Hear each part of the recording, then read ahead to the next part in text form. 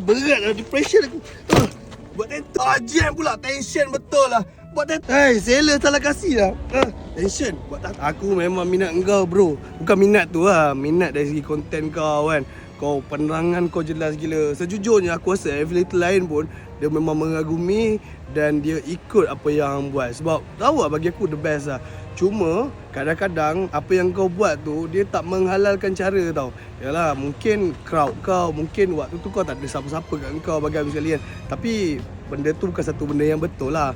Dan kita kena ingat tau, kita ni akan mati. Aku faham je, nak keep orang relevant ni memang bukan satu benda yang senang. Lagi-lagi dah banyak kompetitor bagai semua sekali. Aku tak tahulah itu reason kau ke tak kan. Cuma yang aku hadap kadang-kadang sebab aku pun tak kerja kan. Aku hadap kadang-kadang adalah macam mana nak keep orang relevant, macam mana nak bagi orang kenal aku. Cuma aku rasa ni bukan satu benda yang betul kau buat. Mungkin kau kena cari kawan-kawan yang baik. Mungkin try keluar 3 hari, mungkin kita tak tahu.